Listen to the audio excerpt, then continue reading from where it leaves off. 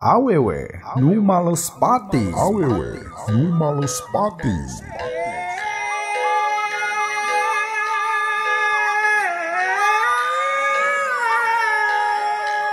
Bismillahirrahmanirrahim. Assalamualaikum warahmatullahi wabarakatuh.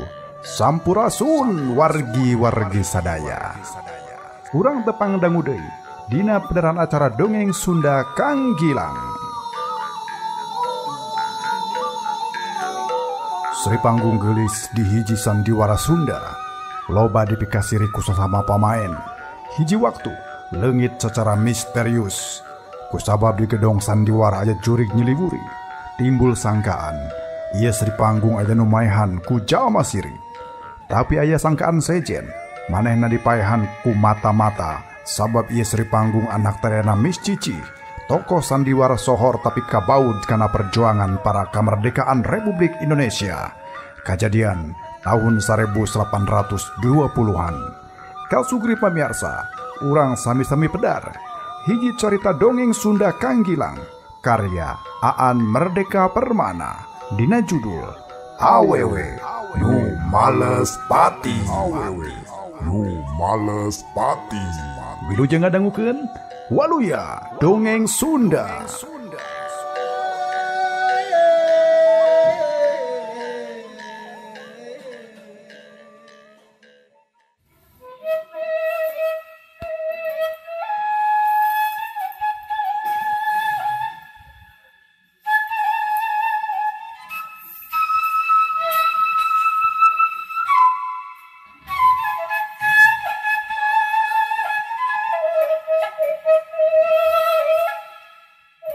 Oh gitu. Nah jadi asa kalanganku bapak. Margi mama ge sami kapatang asmara ku kagelisan di seminar. Upami abdi teu aya, di seminar teu aya pasti mama nunding ka abdi. Ceuk Mang Kardi. Juragan Subagja mah ngahehe seuri ngadengena. Cing nu katilu. Nu katilu mah Nyemanisa. Cek Mang Kardi sampai mendatangi seminar Sri panggung teh Nyemanisa. Tapi kemajuan sandiwara biasa-biasa bae da gelisna Nyemanisa mah tibang pasaran. Sabrak datangnya seminar ti Batawi Ciwidey genjleung soreang genjleung. Cenah ku ngadenge yen nyi seminar dikirim ti sandiwara Miss Cici nu mangkuk di Batawi. Masyarakat geus percaya yen di Ciwidey bakal aya pintonan anu aya kelasna. Jeung nya kitu pisan.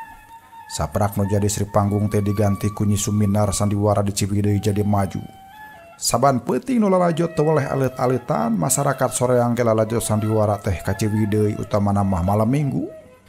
Tapi di sagigireun sandiwara ngalaman kemajuan teu eueuheun, aya nu ngarasa dirugikeun. Nya Nyemanisa nu ngaraos dirugalkeun teh, ceuk Mang Kardi. Can kaharti. Naon patalina antara karugian Nyemanisa jeung kagangguna maneh ku polah Nyemanisa tepikeun ka maneh rumegag pikeun mawa kabur nyi suminar. Ceuk Juragan Subagja kerung. Atuh Mang Kardi ngajelaskeun deui yen sangkan antara bapa jeung anak ulah parbut bebene. Bapana Mang Kardi nawaran harta tanah ngaleuya di Cidaun sok asal daek dikawinkeun ka Nyemanisa. Nah lain daek Juragan Subagja tumanya. Moal kersaan juragan, manya ngabin urut bapak, jang oman nyalengkeung. Ngejerok sia, bantong pepiliun ngomong. Mang Kardi ngagebes. Oh gitu. Juragan Subagja ngunyem. Namung anu abdi teresep teh, Nyemanisa teh, gaduh tanjakan. Naon? Nembe karasa ditikah ku abdi tapi paehan heula cenah si suminar gitu. Nyemanisa nyarita kitu, mohon. Kamaneh langsung sumuhun nyarios kalaban togmol. Manehna apaleun abdi maskat ka nyi suminar. Cenah dina abdi teu sanggup maehan nyi suminar oge. Manehna endek ngengken ka anu sanggup maehan. Ku telu heug, ku ingkig hepek cenah kitu. Nu penting mah nyi suminar kojor kitu basan teh.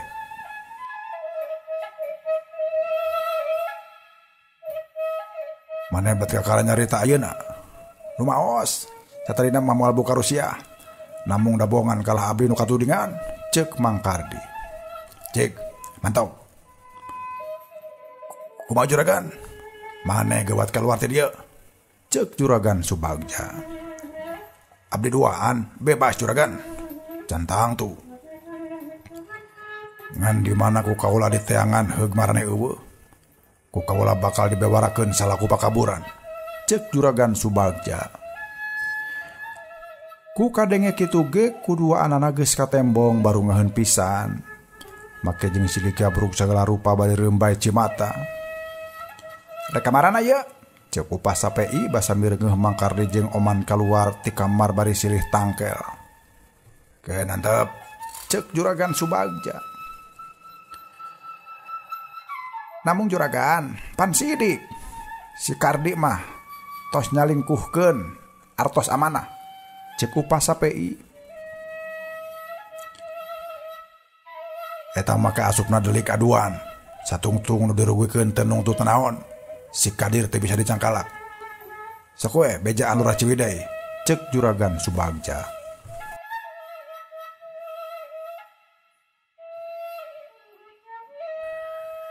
Kacugih pamirsa mitra kaum danguran mulia, kurang ti satengah jam ti sajungna 2 jalma tadi Juragan Subagja geus tatan-tatan rek indit deui. Waktu geus nuduhkeun tabuh 2 peuting. Bade angkat ka mana juragan? Upah sapei nyampeurkeun padahal manehna teh keur nyuci kopi. Kaditu deui. Bade angkat ka gadong sandiwara deui. Juragan Subagja ukur unggeuh. Pan pintonan sandiwarana ge tos teu laju. Tapi Juragan Subagja henteu nembalan malah inya namah langsung ngagedi. Jisi abdi ngiringkan. Ceuk upah sapei bari langsung ngincid tukangeun. Tetela upah Durahman oge sarua milu. Hujan geus dilaraat tapi di sapanjang jalan taneuh karasa becek. Ibun ge karasa nyecep tiis kandel ngahalangan tetenjoan. Tapi di gedong sandiwara cahaya patromak masih keneh hurung. Malah basa Juragan Subagja anjog ka jero gedong tetela jalma masih keneh ngagimbung. Utama nama para anak wayang. Basa Juragan Subagja ngadeuketan tetela sutradara Uju teh keur ngagelendeng Jang Oman jeung Mang Kardi. Lamun aing teh butuh ku sia, penting ieu keneh pasti dionclah sia. Ceuk sutradara Uju ka Jang Oman. Geus kitu sutradara Uju teh ngareret ka Mang Kardi. Ulah kena-kena anak ngaboga gedong sia. Andika sagenahna teh nurut kana aturan di panggung. Nganteing kumaha atuh boh Jang Oman boh Mang Kardi papada boga alesan naon sababna di panggung kumawani nyieun kakacoan. Jang Oman nyebut manekeun yen polah manehna teh kolu ngababukan ku sandal teh kusabab Mang Kardi nganyerikeun hate bae. Saban ditotama di panggung Mang Kardi mah ukur neunggel nyaan. Mun ngajenggut nyaan. Babukong kami masih kena nyeri sabab mangkukna ge di panggung. Mang Kardi najong curungan. Ceuk Jang Oman. Ah, da bohongan. Geus ngecedog. Aing ge apal. Pasti rek nyebutkeun da bohongan Mang Kardi tara dititah jadi Arjuna. Ceuk sutradara Uju. Lain eta bae alasan aing teresep ka si Oman teh. Ceuk Mang Kardi bari mureleng ka Jang Oman. Juragan Subagja mau ukur mesam padahal cenah tadi basa dibebaskeun tina pemeriksaan dua nana silih tangkep bari rumbay Cimata. Teuing kumaha saterusna eta anu keur guntreng teh sabab Juragan Subagja mah langsung ngajak Upas Sapei jeung Upas Durahman antara aing kabedengna para wayang. Cenah kituna teh bari ngagidik. Sanes kadinya gan jalan kabedeng mah ceuk Upas Sapei bari meulaan muru ka tempat anu pernahna aya di tukangeun panggung. Rada anggang kehalangan heulaku pakarangan anu barala. Nyari tebeh ditu aya bangunan bedeng imah panjang ngajajar ngan hiji bangunan anu misah rada badag. Tapi kabeh bedeng teh lantena mah ngupuk ukur taneuh. Tempat sarena dipankai sawareh tina awi. Teu di kasuran ukur ditilaman ku samak saheulai. Bedeng nu dicingan ku nyemas cenah teh nu mana? Ceuk Juragan Subagja. Sumuhun, itu nu pangageungna. Cek Upasa PI bari nuduhkeun ku jempol katuhuna. Juragan Subagja langsung muru bedeng badag teh, badag tapi barala. Dihareupna nyared kana bilik, loba tumpukan properti sandiwara, aya kursi raja, aya tameng, malah tumbak manera pang diselap-selapkeun. Juragan Subagja kaketrok. Saha? Kadenya sora awewe semu peura jiga nuker sare ngadadak dihudangkeun. Kuring saha? Bob jempe. Ngan bae Upasa PI nu langsung nembalan mah. Kuring Upas PI cenah. Kulutrak tulak panto dibuka, panto dipelengekeun heula saeutik. Cahaya lampu teplok kakalanyayan teuing pedah ku angin, teuing pedah minyakna geus saat. Kaayaan nyimasinah meni kucel buukna ruwag gerwig, aya kokoloteun emblog-emblogan dina pipi kenca jeung katuhu. Awakna teu dikabaya ukur dikutang bari susuna mah neuh-neuh keneh ngan pedah kapindingan ku simbut nu carang. Ceuk Upasa PI elehna nyimasinah ku Nyi Suminar teh nyaeta palebah kaaslian. Nyi Suminar mah geulisna teh antara keur di panggung salaku putri kadaton jeung ti beurang dina sapopoe taya gesehna tetep geulis. Ari Nyi Manisah mah geulisna teh ukur di luhur panggung sapopoena mah sendal sendul, susu neuh-neuh tapi ublah ableh da cukup dikutang. Geulisna Nyi Manisah di panggung kusabab kandel ku wedak jeung bibir euceuy ku gincu. Ari mangsa beurang mah nya pipi kokoloteun teh. Upasa PI teu kapalang ngagogoreng Nyi Manisah cenah bareto bisana jadi sri panggung teh sabab ladang dudukun ka Pakidulan Cianjur. Geulisna ge lantaran dipoles ku pelet Citepus di Palabuhan Ratu. Elehna meureun ku pelet bogana Nyi Suminar. Cek Juragan Subagja nanya, sanes. Nyi Suminar mah unggul tina kajujuran we. Tembal Upasa PI. Upasa PI nerangkeun yen Nyi Suminar teh anak tuan Arab. Geulisna geus bawa ngajadi ari biangna ahli kageulisan tradisional ilmu pajajaran. Nu matak sok seueur kabejakeun putri pajajaran garelis teh margi tariasa ngisat awak teh. Nya ilmu eta lungsur ka biangna Nyi Suminar, ceuk Upasa PI. Maneh mun sakitu apalna, ceuk Juragan Subagja ngahehe. Cemohon da anu pang sering nanya ke Nyi Suminar mah nya pun sapei. Upas Durrahman nyelengkeung atuh Upasa PI oge ngadelekan. Kilang kitu Upasa PI mah terus we ngebamblam cenah memang Nyi Suminar teh dipikasiri ku Nyi Manisah. Mana pantes kungsi nitah mangkar disangkan daek ngakalakeun Nyi Suminar oge. Isim kaula tos nyuriga ka palebah dinya. Namung sata acan jisim kaula nyelidik kabujeng salira sumping bade ngabeberes ieu masalah secara langsung, cek Upasa PI. Nya ieu teh paguneman di jalan tadi samemeh balik deui ka gedong sandiwara ka Sugri. Nyi Manisah rada ngarandeg heula samemeh ngahiap semah meureun manehna heran naha aya jalma saurang anyar pinanggi. Ieu anu sumping teh Juragan Hot Egen Tidayeuh. Kakasihna Juragan Subagja ahli nalung ti kajahatan, ceuk Upasa PI. Demi ngadenge eta penjelasan kabireuneuh awak Nyi Manisah ngadadak ramoh poe nyekel harigu jeung batuk sababaraha kali. Gondeng tah cenah diuk di depan, ceuk Juragan Subagja nitah ka Upasa PI. Jisim abdi mah teh boga dosa, sing sumpah teh rumah samayahan Nyi Suminar, cenah. Diuk we heula, ceuk Juragan Subagja. Manehna ge ulag ilik neangan pidiukeun. Di dinya teh ukur aya kursi jeung jok butut hiji kitu ge pinuh ku bekong, teko jeung piring dieusi ku lubhui. Upas Durrahman hidang nurun-nurunkeun wawadahan ditendeuan kitu bae dina lanteng ngupuk taneuh. Nah hanya ibat terus rasa, cek Juragan Subagja sanggeus diuk dina kursi jok butut. Nyi Manisah ukur diuk ramoh poe teu tangan pangawasa. Sakali deui kuring tumanya, kunaon nya ibat siga anu terus rasa. Cek Juragan Subagja netep seket ka Nyi Manisa. Nu ditanya kalah kabeuki ngeluk jiga buuk menang mabuk. Jawab. Disentak kitu mah ngan gaur bae Nyi Manisa teh ceurik ka nyanyerian. Ngadenge nu kugowakan jalma nya maksud teh sasama pangeusi bedeng Rabu nyalampeurkeun kabeh ronghok dina lawang panto.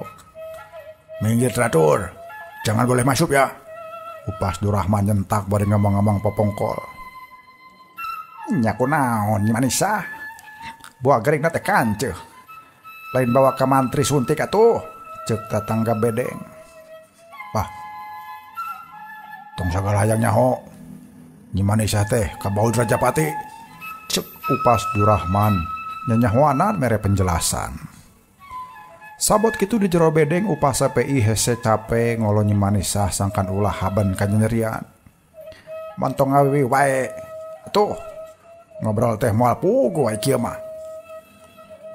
Rumah saja Jisim Abdi salah. Padahal mah teh niat teh bener. Ngan ari sugan teh omongan Jisim Abdi teh moal laju digugu ku si Kardi. Ceuk Nyi Manisa. Soal naon? Perkawis abdi nitah si Kardi ngabinasa Nyi Suminar. Nyai ngomong kumaha ka si Kardi? Cek Jisim Abdi teh, mun akang rek ngawin Nyai, syaratna teh kudu bisa ngabinasa si Suminar. Padahal ukur ambek kapegung, bakat ku ijid we ka si Suminar. Sugan teh moal digugu. Jika teh bakat ku geugeut ka Jisim Abdi teh si Kardi teh. Padahal sabenerna mah Jisim Abdi mah teh bogoh. Sungguh nangge bau udun kawung teh, ceuk Nyi Manisa. Palabah dia Juragan Subagja karasa aya anu toja iya. Tadi di pendopo Mang Kardi teu ngaku ngabinasa Nyi Suminar sakumaha pesenan Nyi Manisa.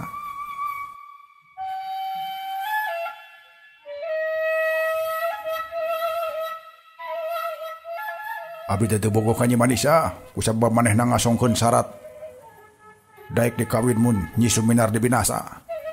Nya abdi teu milampah naon. Hitungan abdi mun abdi teu ngalaksanakeun janji.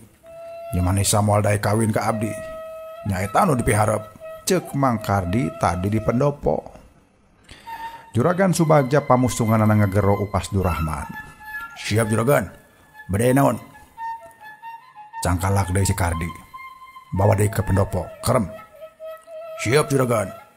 Rigidig upas Durrahman teh ninggalkeun bedeng Juragan Subagja dipapariksa deui. Kunaon pangna Nyai mun ijid-ijid teuing ka Nyi Suminar? Margi saparantos manehna dinas ngagantikeun Jisim Abdi salaku Sri Panggung. Rezeki abdi teh beuki ngurangan. Jaman can aya manehna mah nu ngalongan duit ku carecet ka Jisim Abdi teh. Ayeuna mah pindah ngalongan si Suminar, ceuk Nyi Manisa.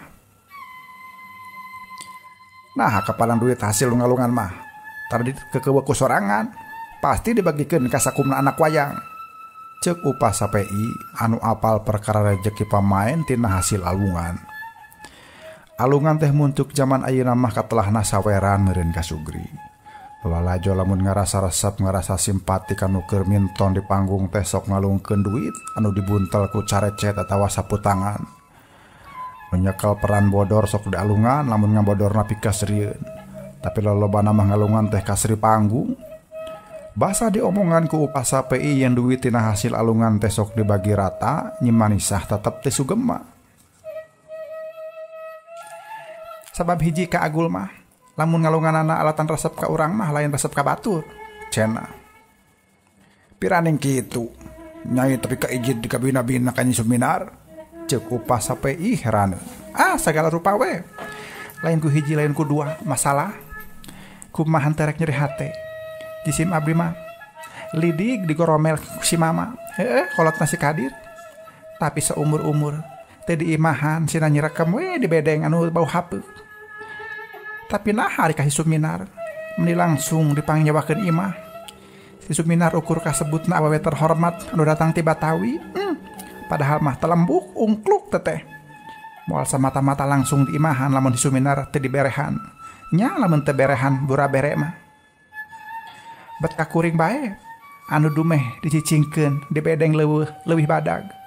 Mani saban usik ngagoromel ditangkubkeun teh ditangkarakeun teh atuh komo anu imahna anu merenah ceuk Nyi Manisah jadi ngabamblam ka mana karep. Aku ti awewe ka kantor ceuk Juragan Hop Egen nitah upas PI ngadenge kudu dibawa ka kantor. Nyi Manisah jejeritan jeung tatarejelan teu rasaan pisan pan ieu kuring teh keur gering cenah. Isukan balik diobaran ku mantri suntik ceuk upas PI. Nyi Manisah dibawa ke kantor pendopo kacamatan bari dibaguda disimbut bari diabring-abring ku sasama anak wayang.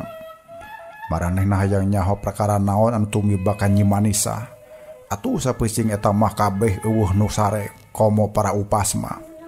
Kaasup Hop agen anu inditna ti Bandung teh kamari subuh. Ayeuna panon poe geus meletek ka Sugri nu datang ke parangan pendopo beuki nambahan da pabeja-beja teh. Yen aya pamain sandiwara anu kabaud kana kajahatan.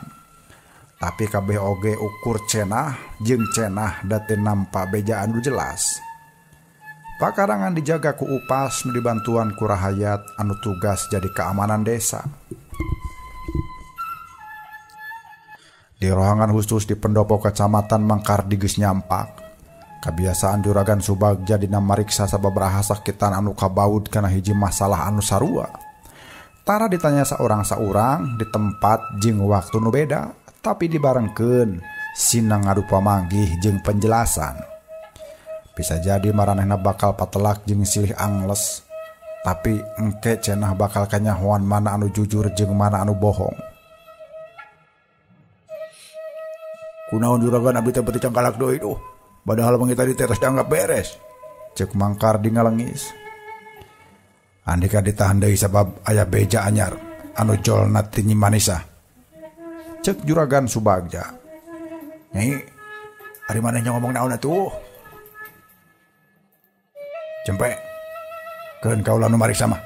Cek Juragan Subagja nyentak ka Mangkardi. Nyai, sok maneh caritakeun deui omongan maneh tadi.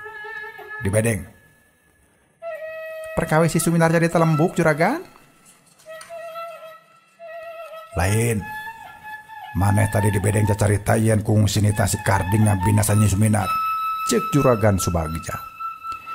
Ana diingetan kitu atuh nging Nyi Manisah teh ceurik deui.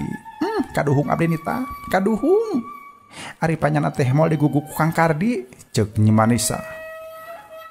Ngagugu soal naon Manisah? Mangkardi megat kalimat bakat kurewas. Nah akang poho yan kungsi kuring kungsi nitah akang pikir ngabinasa si Suminar. Nya benar. Benar nya nitah kitu. Tapi data digugu cek si Kardi. Tapi buri-buri kuring nitah teh heuleut sawatar lillahi Suminar teh leungit. Coba pedah naon eta leungitna? Cek Nyi Manisah. Teuing ah. Ku Juragan Subagja teh diantep we cenah pacental-cental heula. Tapi ke akhirna inanya ngasongkeun pananya.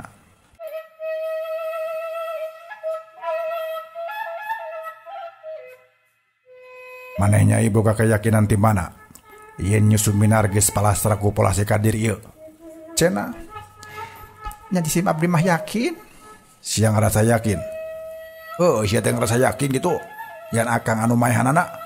Mangkardi tuh manya teu nyawuri-wuri we katinggang ku gara-gara katindi ku kari-kari tembal Nyi Manisah. Tapi akang mah teu rumasa geus mateni Nyi Suminar. Akang bogo, akang heman, akang cinta ka manehna. Nyi Manisah cengkat geus ketuplak pipi Mangkardi teh dicabok. Mangkardi rek malas tapi kabur ditakis ku Juragan Subagja. Dasar lalaki geblek. Dasar lalaki tiga blek cedok. Parebut bikang anak jeung bapa. Ku itu dikereweg ku sia digegel. Sia ngaku teu bogoh ka aing.